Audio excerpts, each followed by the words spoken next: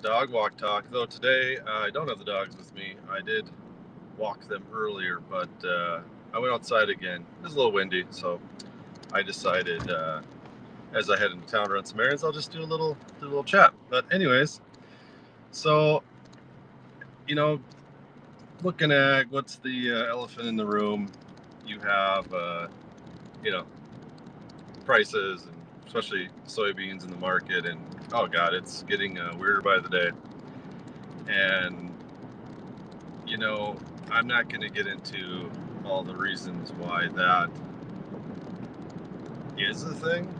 Um, it gets deep fast, but more of what could shift if things don't change much. And I got to thinking about, okay, if we have a lot of people that aren't going to grow soybeans, then what the hell are they going to grow? And as I've mentioned before, they're clearly people will fill it in with something else. Here we have a lot of different crops, but then I was thinking, okay,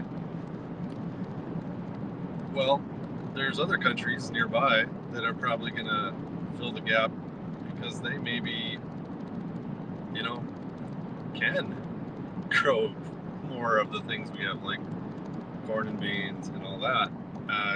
Well, they're a different country, they have different things going on. Well, that's Canada. I know quite a few people and ag groups in Canada in the whole ag space and farmers, and I can tell you, in a sense, I think they're kind of licking their lips right now, seeing what is happening here in the ag industry. And it's not that, they got their own problems too, but they see an opportunity. The Corn Belt is moving north. It seems there's a more want to work with Canada on exports. I don't know, with changes in weather patterns, however you want to call it that, I see them being able to take things on more. But here's the other side of it.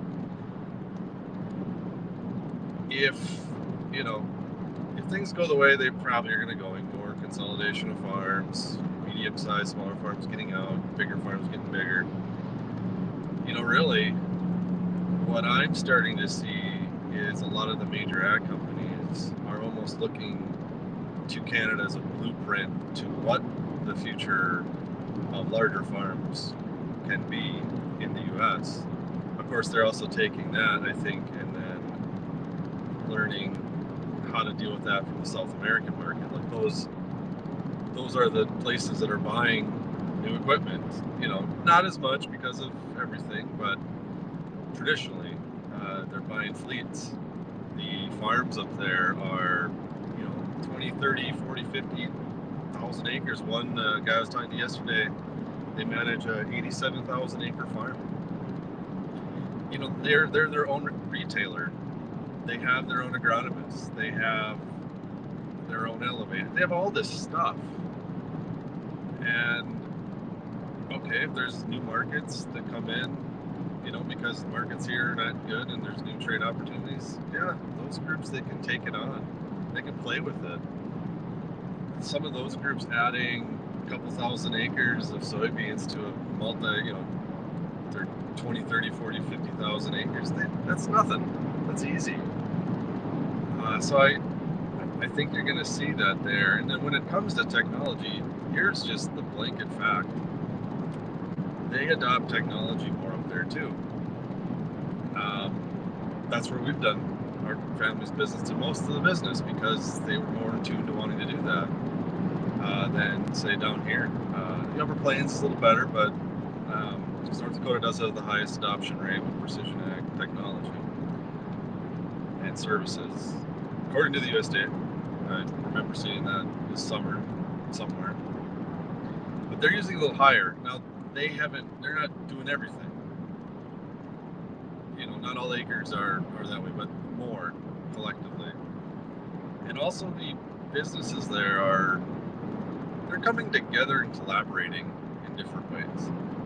And you see some of that here, but really everyone's kind of got their own flavor. Well, there's groups that are Western Canada wide coming together to say we need to work together to get tech going and kind of use it as a unit.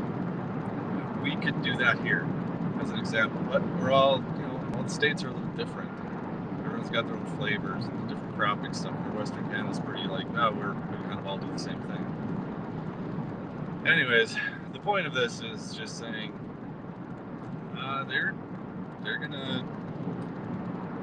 gonna be okay through this swing of things, and they might take a lot out of what we seemingly can't figure out. I don't know. It'll be interesting to watch. I would keep your eyes open. There's a lot moving and shaking up there, and their government's putting a lot of money into ag tech as well. So,